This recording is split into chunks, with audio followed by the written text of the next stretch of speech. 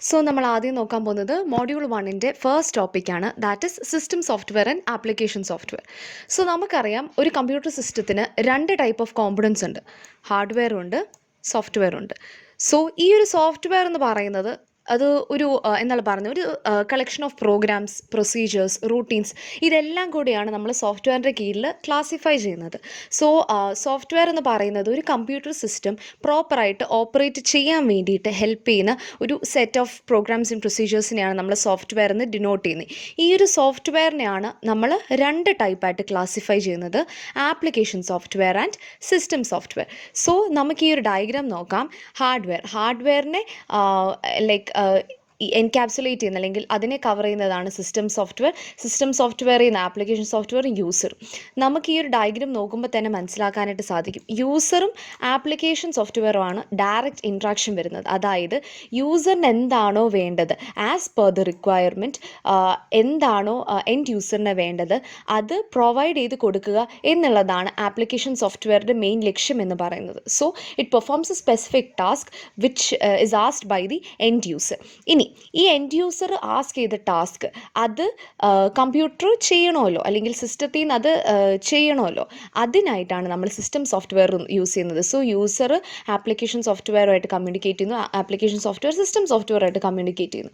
So system software എന്ന് പറയുന്നത് it supports the operation of the computer. So ഇതിനകത്ത് എങ്ങനെയാണെന്ന് വെച്ച് കഴിഞ്ഞാൽ ഒരു യൂസർ ഒരു റിക്വസ്റ്റ് കൊടുക്കുമ്പോഴത്തേനും നമുക്ക് ആ തിരിച്ച് ഔട്ട്പുട്ട് കിട്ടും. പക്ഷെ അതിൻ്റെ പിന്നിൽ എന്താ നടക്കുന്നത് എന്നുള്ളത് യൂസറിന് അറിയേണ്ട കാര്യമില്ല, അത് അറിയാനും പോകുന്നില്ല. സോ അതാണ് സിസ്റ്റം സോഫ്റ്റ്വെയറിൻ്റെ വർക്കിംഗ് എന്ന് പറയുന്നത്. അത് ഇൻറ്റേർണലി ആണ് വർക്ക് ചെയ്യുന്നത്, യൂസറിന് അറിയത്തില്ല എന്താണ് അവിടെ സംഭവിക്കുന്നത് എന്നുള്ളത്. ഇതിൻ്റെ ഒരു സിസ്റ്റം സോഫ്റ്റ്വെയർ ആപ്ലിക്കേഷൻ സോഫ്റ്റ്വെയറിൻ്റെ ഒരു ക്ലാസിഫിക്കേഷനാണ് ഇവിടെ കാണിക്കുന്നത്. നമുക്ക് ചോദിച്ചിട്ടുള്ളതാണ് പ്രീവിയസ് ഇയറിൽ. സോ സിസ്റ്റം സോഫ്റ്റ്വെയർ എന്ന് പറയുന്നത് ആപ്ലിക്കേഷൻ സോഫ്റ്റ്വെയറിൻ്റെയും സിസ്റ്റത്തിൻ്റെയും ഒരു ഇൻ്റർഫേസ് ആണ്, ഒരു ഇൻ്റർമീഡിയറ്റ് ആണ് സിസ്റ്റം സോഫ്റ്റ്വെയർ എന്ന് പറയുന്നത്. അത് ഓപ്പറേഷൻസ് സപ്പോർട്ട് ചെയ്യും, it makes use of the computer system. So internally ആയിരിക്കും സിസ്റ്റം സോഫ്റ്റ്വെയർ പെർഫോം ചെയ്യുന്നത്. ലോ ലെവൽ ലാംഗ്വേജിലാണ് സിസ്റ്റം സോഫ്റ്റ്വെയറിനെ ഡെവലപ്പ് ചെയ്യുന്നത്. It can be installed on the computer when the operating system is installed and as we know user interaction ഇവിടെ ഇല്ല. ഇത് machine ആർക്കിടെക്ചറിനെയാണ് depend ചെയ്യുന്നത്. അതായത് compiler, assembler, ഇതൊക്കെ machine ആർക്കിടെക്ചറിനെയാണ് depend ചെയ്യുന്നത്. Machine dependent ആണ് ഇവരൊക്കെ.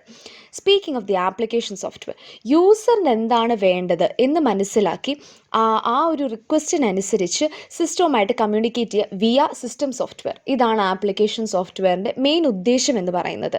ഇവിടെ നമ്മൾ ഓപ്പറേഷൻ സപ്പോർട്ട് ചെയ്യാനാണെന്നുണ്ടെങ്കിൽ ഇവിടെ കംപ്ലീറ്റ്ലി യൂസറിൻ്റെ പ്രോബ്ലം സോൾവ് ചെയ്യാനും യൂസറിൽ നിന്നുള്ള ഇൻപുട്ട് എടുക്കാനും യൂസറിലോട്ട് ഔട്ട്പുട്ട് കൊടുക്കാനുമായിട്ടാണ് ആപ്ലിക്കേഷൻ സോഫ്റ്റ്വെയർ നമ്മൾ യൂസ് ചെയ്യുന്നത്.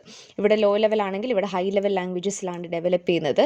യൂസർ സ്പെസിഫിക് ടാസ്ക് പെർഫോം ചെയ്യാനായിട്ടാണ്, and hence more user interaction will be there. ഇവിടെ it is independent of machine architecture, which means that മെഷീൻ്റെ ആർക്കിടെക്ചറിൻ്റെ ഇത് ഡിപ്പെൻഡ് ചെയ്യുന്നില്ല. വെബ് ബ്രൗസർ, ഫോട്ടോഷോപ്പ്, ഇതൊക്കെയാണ് ഇതിൻ്റെ എക്സാമ്പിൾസ് എന്ന് പറയുന്നത്.